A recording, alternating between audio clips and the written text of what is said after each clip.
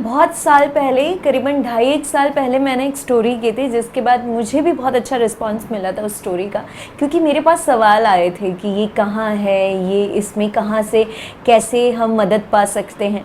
और मुझे रियलाइज़ हुआ कि कितना ज़रूरी है अवेयरनेस होना लोगों के बीच में। And when it comes to awareness, सरकार इतनी स्कीम्स निकालती है, सरकार इतने सारे सेंटर्स बनाती है, सरकार इतनी सारी चीज़ें करती है आपके लिए, पर आप तक वो पहुँचेगी तब जाकर आप उसका पूरा भरपूर उपयोग कर सकते हैं। उसके तहत आप अपने जीवन में जो आपकी विपदाएं आ रही हैं उनसे निपट सकते हैं।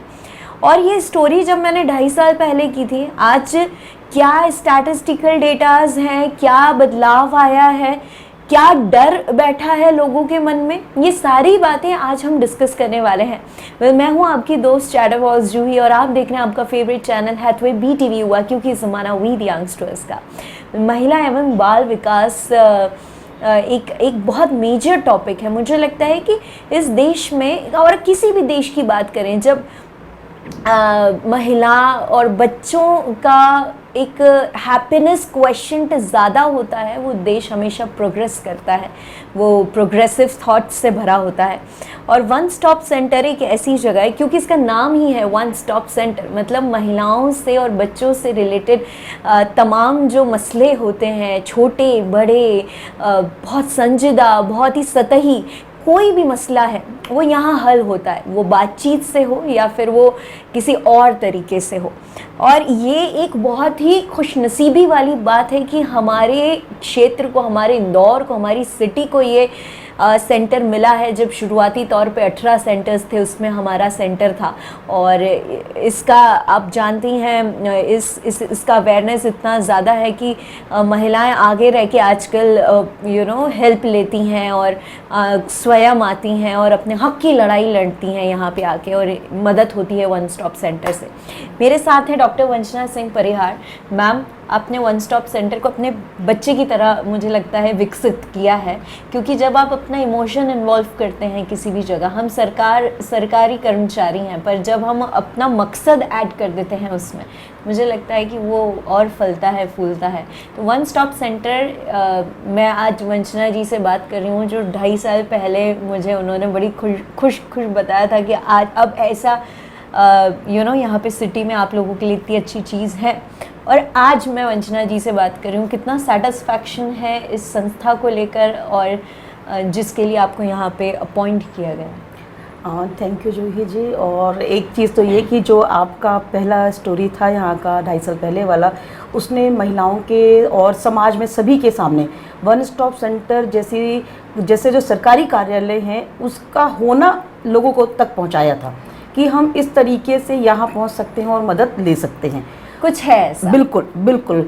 और जो आंकड़े थे 2.5 साल पहले के, तो मतलब अपन सोचते ज़रूर हैं ऐसा कि इस तरीके की चीज़ें ना हो समाज में, बिल्कुल, है ना। तो अच्छे आंकड़े आना, बहुत सारे प्रकरण दर्ज होना समाज के लिए नेगेटिव बात है जी, कि ऐसी घटनाएं समाज में घटित हो रही हैं जी। लेकिन यदि महिला अवेयर होके पहुंच रही है और अपने हक में लड़ाई लड़ रही है, तो ये एक अच्छी बात है कि जागरूकता जो सरकार के द्वारा फैलाई जा रही है जी। जो शासन प्रशासन जनता तक फैलाना चाहते हैं कि हम आपके साथ खड़े हैं जी। जो हमारे भारत सरकार का, मध्य प्रदेश शासन का, जो इंदौर जिला प्रशासन का ये उद्देश्य है कि इंदौर जिले में भी महिलाएं अपने हक के लिए आगे आएं, हम साथ खड़े हैं।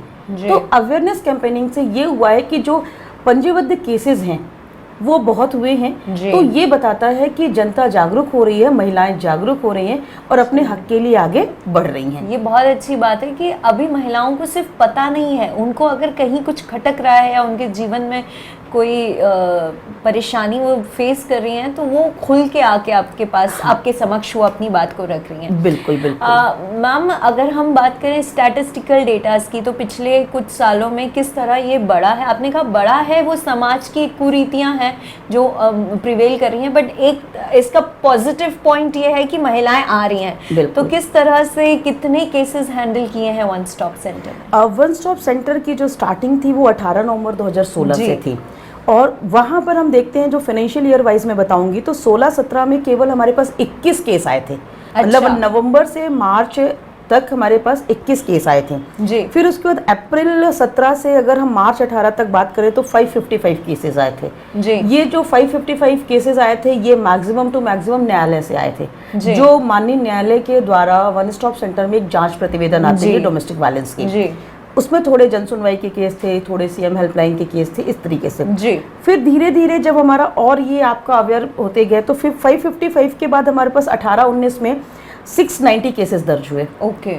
फिर 19-20 में हमारे पास 843 केसेस दर्ज हुए, और ये क्योंकि लॉकडाउन का भी समय नहीं, अभी नहीं, अभी तो 19-20 वाला जो था ये अपन का जो मतलब मई 19 में शायद आपने स्टोरी कवर की थी। जी। और हम इस नए वाली बिल्डिंग में अप्रैल में 22 अप्रैल को शिफ्ट हुए थे नए वाले भवन में, और बहुत ज्यादा हम लोगों ने जागरूकता कैंपेनिंग स्टार्ट कर दी थी। जी। नो डाउट मीडिया ने भी वन स्टॉप सेंटर को जनता के सामने लाया था, एड्रेस है, फोन नंबर है वन स्टॉप सेंटर का, तो केसेस आने लग गए थे, डायरेक्ट केसेस, सबसे बड़ी बात थी डायरेक्ट केसेस आने लग गए थे। सही बात। जो न्यायालय से नहीं आ रहे थे, डायरेक्ट आ रहे थे, मतलब न्यायालय के अतिरिक्त डायरेक्ट आते थे, आंगनवाड़ी कार्यकर्ताओं के माध्यम से आने लग गए थे, थानों के माध्यम से आने लग गए थे, मीडिया के माध्यम से आने लग गए थे, एनजीओ के माध्यम से आने लग गए थे। तो ये प्रोग्रेस ऐसी हुई कि डिफरेंट प्लेटफॉर्म से आने लग गए। और अगेन फिर जब हम आते हैं 20-21 के डेटा में, तो 1 मार्च 2020 से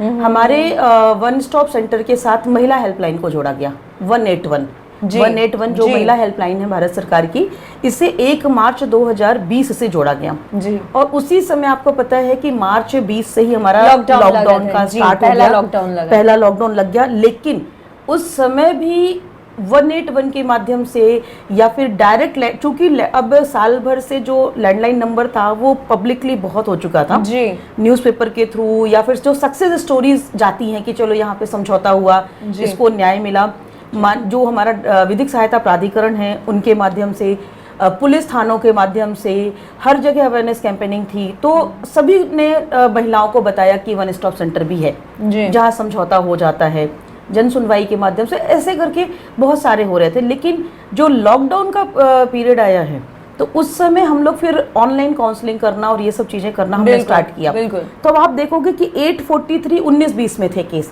और 20-21 में लॉकडाउन के बावजूद जब महिला डायरेक्ट नहीं पहुंच पा रही है, पब्लिक ट्रांसपोर्ट बंद है, उसके बावजूद 1264 मतलब 1264 केसेस पंजीबद्ध हुए थे जी। और 1264 केसेस पंजीबद्ध हुए मतलब 2021 फाइनेंशियल ईयर में, पिछला लॉकडाउन वाला जो पूरा रहा। और अभी हमारा 21-22 वाला जो हम देखते हैं 1 अप्रैल 21 से अभी हम देख रहे हैं, ये 30 जुलाई तक का मैं आपको बता रही हूँ, 695 केसेस दर्ज हुए। मुझे लगता है अब ये 22 के मार्च तक तो ये काफी हो जाएंगे जी। और अभी मैंने इसमें अगस्त के डेटा नहीं ऐड नहीं किए हैं, ये केवल आपके 30 जुलाई तक के डेटा है। 695 केसेस दर्ज हो गए जी। मैम एक तरीके से देखें तो रिस्पांस तो उम्दा है ही कि आपके पास, आप पे विश्वास इतना हो रहा है, सरकार पे, आपके इस वन स्टॉप सेंटर पे इतना विश्वास है महिलाओं को कि उनको लगता है कि as a name such as ये वन स्टॉप सेंटर है हमारे लिए। पिछली बार जब मैं आई थी मैम, जब शुरुआती हुई थी, आपने मुझे बहुत बेसिक चीज़ें भी बताई थी कि कई बार महिलाएं घर छोड़ के आ जाती है, 3 दिन यहीं रहना पड़ता है, तो बेड भी है यहाँ पे, और बहुत छोटी मतलब अपने चीज़ों का ध्यान रखा था। क्या होता है कि कोई भी सरकारी कोई चीज़ होती है तो उसमें हमारी नोशन होता है कि ठीक है सतही तौर पे देखेंगे और हमारी जो प्रकरण है लिखेंगे और हमें घर पहुंचा दिया जाएगा। पर यहाँ पे मैं देख रही हूँ कि महिलाओं के लिए बहुत ही इनिशियली ग्राउंड जीरो से थॉट प्रोसेस स्टार्ट होते हैं कि अब ये रहेगी कहाँ, अब ये खाएगी क्या, 3 दिन में इसका प्रकरण सॉल्व करना है या 2 दिन, या आ तो गई है यहाँ पे सामान लेके, अब ये करेगी क्या। तो ये मुझे बहुत उस समय भी फैसिनेटिंग लगा था कि इतना सोचा विचार किया जा रहा है। किस तरह से महिलाओं ने इसे अपनाया है और किस तरह से आप लोगों को रिस्पांस मिला है इन सब का? जूही जी, मैं मतलब बड़ी खुशी के साथ इस चीज़ को बताना चाहूँगी और दुख भी साथ में, क्योंकि देखिए शासन या हम लोग कोई नहीं चाहते हैं कि किसी महिला को उसको घर से निकाला जाए। सही बात है। ये बहुत दुख का कारण है, लेकिन एक खुशी इस चीज़ की होती है कि महिला मरने नहीं जाएगी। सही बात है। जो पहले की स्थिति होती थी कि रात में यदि महिला को निकाल दिया गया है, अब वो बेचारी कहाँ जाए, निर्बल नहीं हुई। हाँ, इतनी परेशान हो जाती थी कि कई बार वो रेलवे ट्रैक में चली जा रही हैं, कुछ खुदकुशी के लिए कहीं निकल रही हैं, छोटे छोटे बच्चों के साथ घर से निकाल दिया गया है। तो ऐसी स्थिति में वो उनके लिए एक सहारा है ये वन स्टॉप सेंटर। सही बात। और सबसे अच्छी बात ये है, जो मतलब पिछली बार भी मैंने आपको बताया था, आज भी बता रही हूँ, बेसिक नीड्स की जो बिल्कुल मतलब आप समझ लीजिए टंग क्लीनर और अगर उसके मेंसेस हैं तो सैनिटरी पैड भी सरकारी पैसे से उसको प्रोवाइड किया जाता है। क्या बात इतनी बेसिक से मतलब छोटे से छोटा खर्चा, यदि महिला को घर से निकाल दिया गया है और वो वन स्टॉप सेंटर पहुंच गई है तो उसको फिर किसी चीज़ का डर नहीं है, ना उसको खाने का डर है, ना उसको रहने का डर है, उसको प्रोटेक्शन का भी डर नहीं है। 8 CCTV कैमरे लगे हुए हैं वन स्टॉप सेंटर इंदौर में और 2 चैनल गेट हैं, पुलिस 24 घंटे अवेलेबल है, सिक्योरिटी गार्ड अवेलेबल है, केयर टेकर अवेलेबल है। तो मतलब अगर उसके साथ उसकी जान को भी खतरा है तो कोई सोचे कि हम उसका कुछ बिगाड़ सकते हैं, तो अगर वो वन स्टॉप सेंटर के अंदर आ गई है तो उसको जान का भी खतरा नहीं है। सही बात। और यही भारत सरकार और मध्य प्रदेश शासन का उद्देश्य था कि महिला यदि शासन तक अप्रोच करती है तो शासन उसको पूरी फैसिलिटेट करी, और यही चीज़ यहाँ पर हो रहा है। और चूंकि आदरणीय जो माननीय हमारे सुप्रीम कोर्ट है, सर्वोच्च न्यायालय, उनकी गाइडलाइन यही कहती है कि पीड़िता की सर्वप्रथम सेफ्टी, उसका इलाज, उसका खाना, उसके बच्चों, उसके साथ बच्चे भी आते हैं, बच्चों की सारी देखरेख करने की जवाबदारी वन स्टॉप सेंटर को दी गई है। मतलब मेंटली महिला प्रिपेयर हो जाती है जंग के लिए। हाँ, और फिर आप उसे जब वो कर देते हैं तो फिर वो आगे की लड़ाई, तो उसके लिए फिर वो उस समय जो अंतराल जो यहाँ वो बिताती है उसमें वो इतनी सक्षम हो जाती है मेंटली कि वो जंग आपके साथ लड़ना शुरू कर देती है। मैम, क्या क्या यहाँ पे केसेस हैंडल होते हैं, अगर आप संक्षेप में बताएं, क्योंकि ऐसे केस स्टडीज के थ्रू देखेंगे तो मैम मुझे नहीं लगता आज ये छोटा सा मैं स्लॉट में उसको सम अप कर पाऊंगी। पर किस तरह के मेजर केसेस और क्या क्या टॉपिक्स यहाँ पे वन स्टॉप सेंटर में कवर होते हैं, महिलाओं के अगेंस्ट किन वायलेंस या किस तरह की चीज़ों पे यहाँ पे सुनवाई हो सकती है? देखिए, एनी काइंड ऑफ वायलेंस। अच्छा, कैसे डिफाइन करते हैं? डिफाइन में अपने पास एक जो प्रोफार्मा है, उस प्रोफार्मे में सीधे है कि डोमेस्टिक वायलेंस के केस आ रहे हैं, रेप के केस आ रहे हैं, सेक्सुअल हरासमेंट के केस आ रहे हैं, एसिड अटैक के केसेस आ रहे हैं, पॉक्सो के केस आ रहे हैं, बाल यौन शोषण जो चाइल्ड सेक्सुअल हरासमेंट अब्यूजेस हैं वो है, या फिर आप में के एसिड अटैक की धमकी दे दी जा रही है या एसिड अटैक हो गया है, मतलब इस प्रकार से किसी भी प्रकार की वायलेंस जो है वो आ सकती है जी। और एनी काइंड ऑफ वायलेंस। बस थोड़ा सा क्या मेंटल डिस्टर्ब लोगों के लिए अभी हमारे यहाँ ऐसा रहता है कि मानसिक विक्षिप्त महिला के हिसाब से ना तो वार्ड अलग से है और ना ही उनके लिए डॉक्टर्स ना नर्सेस। तो मानसिक विक्षिप्त महिला जो है वो अभी वन स्टॉप सेंटर में डायरेक्टली ऐसे, क्योंकि इंदौर का बता दो, इंदौर में चूंकि मेंटल हॉस्पिटल है, तो इंदौर में मेंटल हॉस्पिटल होने की वजह से इंदौर में मेंटल केसेस जो भी होते हैं उनको मेंटल हॉस्पिटल में होता है। Otherwise any kind of violence, any as one stop centre में आ सकते हैं। और अभी भी देखिए, जो मैक्सिमम अगर अपन रेशियो देखेंगे तो मैक्सिमम डोमेस्टिक वायलेंस केसेस ज़्यादा आते हैं। अभी मैं यही सवाल था मैम कि लॉकडाउन के समय पे इनफैक्ट ऑल ओवर इंडिया का डेटा बहुत डराने वाला था। हम इस सिटी की तो बात ही नहीं करें और अगर पैन इंडिया की बात करें, क्योंकि घर में लोगों की जॉब्स छूटी थी, फ्रस्ट्रेशन लेवल ज़्यादा था, झगड़े ज़्यादा हुए और महिलाएं हमेशा क्योंकि सबसे कैच होती हैं, इजी कैच होती हैं, तो उनके ऊपर हमेशा पावर दिखाने का एक ये जो प्रचलन है ये बहुत पुराना है। तो ये हमेशा जब हुआ है तो कहीं ना कहीं उन्होंने मदद मांगी है या उन्होंने अपनी आवाज़ उठाई है। तो ये समय आप लोगों के लिए, आपने तो डेटा तो बता ही दिया मैम कि लॉकडाउन के बावजूद 1200 समथिंग कुछ केसेस थे, आप लोगों के लिए ये कितना टफ समय रहा? क्योंकि लॉकडाउन आपका भी था, घर परिवार आपके भी हैं, परेशानी तो वन स्टॉप सेंटर ने भी देखी होगी, पर ये कैसे निपटा है? मैम, इसके लिए मैं बताऊं कि सबसे पहले तो मैं अपने वरिष्ठ जो मेरे हैं सारे आदरणीय कलेक्टर सर, जिला कार्यक्रम अधिकारी सीओ सर, एडीएम सर और साथ ही मेरी संभागीय संयुक्त संचालक मैडम और शासन डायरेक्टरेट लेवल पे जो हमारे वरिष्ठ अधिकारी हैं हम पर भरोसा करते हैं। वो मतलब ऐसा समय था ना जब ये भी कहा जा रहा था कि आप खुद भी सुरक्षित रहें, सही बात, और ये भी कहा जा रहा था कि हमें सब कुछ करना है, सही बात, मतलब अपना घर परिवार भी देखना है, अपने बच्चे भी देखने हैं, लेकिन पीड़िताओं को हर तरह से हेल्प करनी है। सही बात है। तो एक बहुत ही अच्छा हमारे यहाँ हम लोगों ने किया था ऑनलाइन काउंसलिंग। जैसे वहाँ पे पब्लिक ट्रांसपोर्ट बंद होने की वजह से महिलाएं 181 पे कॉल करती थी, हम लोग तुरंत, और अगर पीड़िता बोलती थी कि नहीं मैम आपको आना, इवन कई केसेस में मैं भी देपालपुर, बेटमा और महू तक गई हूँ पर्सनल, कि चलो बहुत बारिश हो रही है और मेरे यहाँ गाड़ी नहीं आ पा रही है तो मैं पर्सनल कार ड्राइव करके भी गई हूँ कुछ केसेस में। तो ऐसे ही हमारे केस वर्कर, काउंसलर सभी, मतलब हमारे यहाँ का स्टाफ जो था, मैं पूरे स्टाफ को बताऊँ कि मैं सबकी थैंकफुल हूँ कि टीम वर्क के रूप में सब किए हैं। घर जाके भी हमने काउंसलिंग की है, हमने केसेस निपटाए हैं। कई केस ऐसे आए हैं कि पीड़िता को आना है वन स्टॉप सेंटर में शेल्टर के लिए और उसको कोई लाने वाला नहीं है, तो हमने उसकी गाड़ी, हमने बोला कि आप पे जाओ और बीच में पुलिस मिलेगी तो हमारी बात करवा देना, हम बता देंगे कि वन स्टॉप सेंटर आप आ रहे हो शेल्टर के लिए। फिर ऐसे पीड़िताएं आई हैं, मतलब घर पहुंच सेवा लॉकडाउन में हुई है। जो शेल्टर में आ सकते थे वो आए हैं, जो अपना परमिशन लेके बीच में आए हैं, काउंसलिंग हुई है, समझौते करवाए हैं, और फ़ोन की मतलब वीडियो कॉन्फ्रेंसिंग से भी जितनी काउंसलिंग हो सकी है, तो मतलब जो मैक्सिमम हम कर सकते थे वो हमने किया है। और नो डाउट बहुत सारी चीज़ें तो फ़ोन की काउंसलिंग से ही मतलब समझाई बुझाई गई हैं। और देखिए कानून का डर सभी को होता है। अच्छा, हम वन स्टॉप सेंटर में ये कोशिश नहीं करते हैं कि केवल पति को डराना है। काउंसलिंग मीन्स कि आप दोनों के बीच में सामंजस्य बैठ जाए, तो वो सामंजस्य के लिए हम दोनों की बातों को सुन के दोनों को ही समझाते हैं। परिवार को सुन के, भाई पीड़िता के माँ बाप को भी समझाते हैं कि देखिए आप पेरेंट्स हो, आप ऐसा मत होने दो। तो इस प्रकार से ऐसा क्या रहता था कि हम लोगों ने पूरी कोशिश की है कि हर तरीके से जो वो चाहें।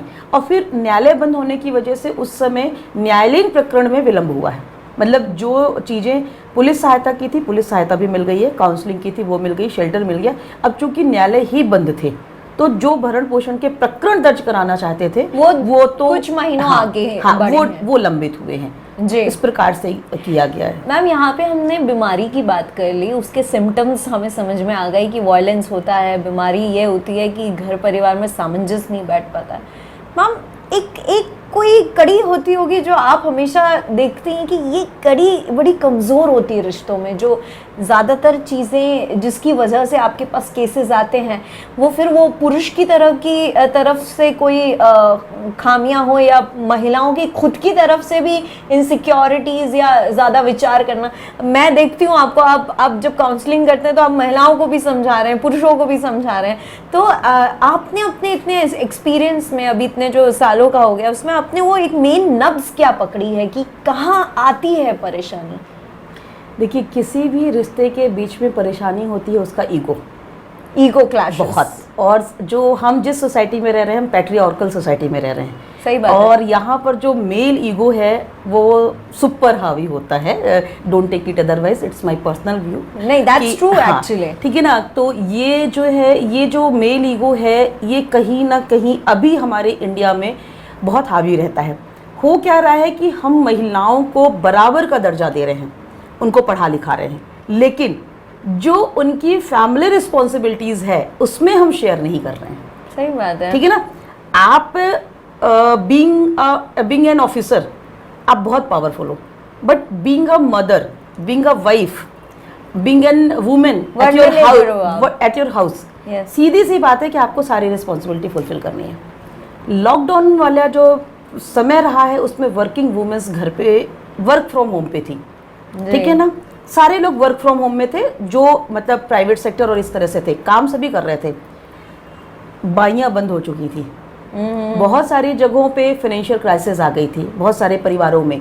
अगर हम जो तथाकथित लोअर क्लास होता है, कोई लोअर क्लास नहीं होता है, बट कहा जाता है जो तथाकथित है कि वहाँ पे फाइनेंशियल प्रॉब्लम बहुत आ गई थी। सही बात है। मिडिल क्लास फैमिली में यदि बहुत ज़्यादा फाइनेंशियल प्रॉब्लम नहीं आई है, हस्बैंड वाइफ दोनों वर्किंग हैं, तो वाइफ के ऊपर फैमिली की अदर रिस्पॉन्सिबिलिटी बहुत आ गई, क्योंकि मेड आना बंद हो गई। फ्रस्ट्रेशन लेवल तो हो क्या रहा था कि उनको अपने वर्क, जो उनका वर्किंग एरिया है वहाँ पे भी 100% देना है, फिर यहाँ बच्चों की रिस्पॉन्सिबिलिटी है, खाना बनाना है, झाड़ू पोछा करना है, और चूंकि मेल कभी काम करता नहीं था, अब अचानक से आप उससे एक्सपेक्ट करो कि वो घर के कामों में तो, और फिर अपने जो हमारी पैट्रियार्कल सोसाइटी है उसमें झाड़ू पोछा बर्तन, अच्छा भाई हस्बैंड कैसे कर सकता है?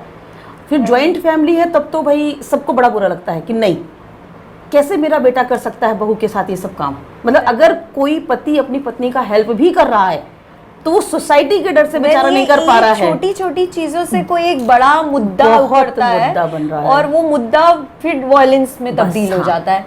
और वो बात जहाँ कोई चंद भर की कोई सड़ी सी बात से शुरू ही होती होगी, कई बार आप भी सोचते होंगे कि यार ये तो कोई बात में बात नहीं थी और तुम यहाँ आ गए वन स्टॉप सेंटर। एक केस ऐसा था जो मेरे पास डायरेक्ट कॉल आया था कि मैडम मेरा पति ना मेरे साथ झाड़ू पोछा बर्तन में हाथ नहीं बटाता है। तो मेरे को हंसी आ गई, मतलब, और मैंने बोला भी मैंने कहा कि देखो नहीं बटा रहा है कोई बात नहीं, तुम रात में कर लेना।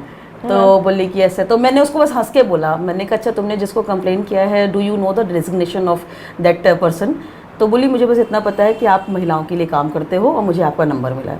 तो मैंने बड़े उसको फ़नी लेवल पे, क्योंकि मुझे समझ में आ गया था, पढ़ी लिखी लेडी थी वो। तो मैंने कहा अच्छा एक बात बताओ, आप आओगे यहाँ पर तो मुझसे आप क्या एक्सपेक्ट करोगे? मैं बताओ आ जाती हूँ।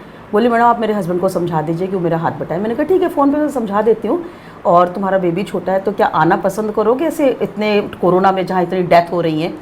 तो बोली नहीं मैडम आना तो नहीं चाहती हूँ, समझा दीजिए। मैंने कहा ठीक है। फिर मैं उसको बस हंस के बोली, मैंने कहा पता है तुमको सुबह एक्चुअली 8 बजे का कॉल था, तो मैंने कहा मैं भी बर्तन धो रही हूँ। तो उसने बोला जी मैडम।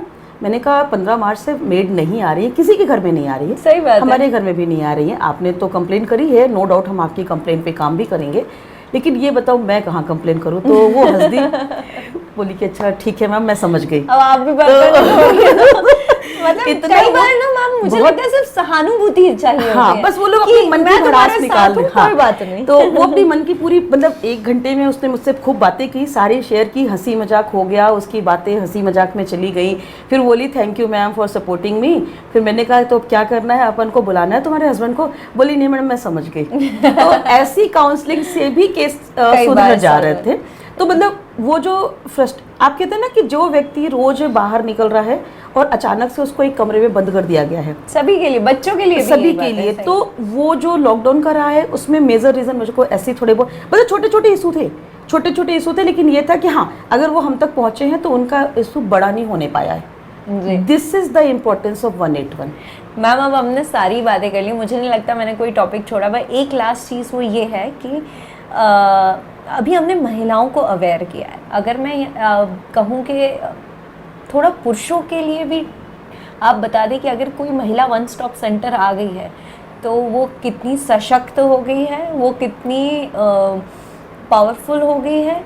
पुरुषों को थोड़ा सा बता दीजिए कि उनके अगेंस्ट चीज़ें अगर, क्योंकि अभी ये पुरुषों को भी पता होना चाहिए कि मेरी बीवी या मेरी बहन या मेरी माँ जा सकती है या मेरी गर्लफ्रेंड जा सकती है। तो महिलाओं को अवेयर करने के साथ साथ पुरुषों में एक हल्का सा डर भी होना चाहिए। ये नहीं डर कि भाई तुम सही हो तो भी तुम डरोगे, नहीं, पर तुम गलती करोगे तो तुम्हारी वाट लगाने के लिए एक सेंटर है।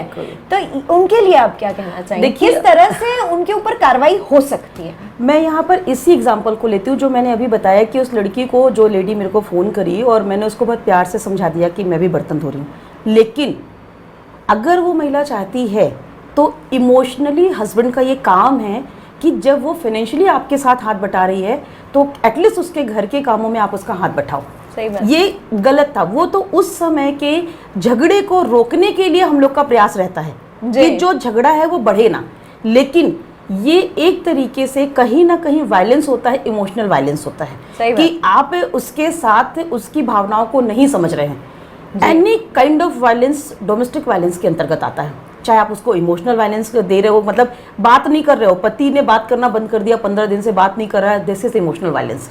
पति ने पैसा देना बंद कर दिया, दिस इज इकोनॉमिकल वायलेंस, है ना। तो उसको आप उसके बच्चों को नहीं कुछ पढ़ने लिखने के लिए दे रहे हो, मतलब भले ही आपके ही बच्चे हैं, लेकिन आप जानते हो कि अगर हम बच्चों को कुछ कमी करेंगे तो पत्नी को दिक्कत होगी।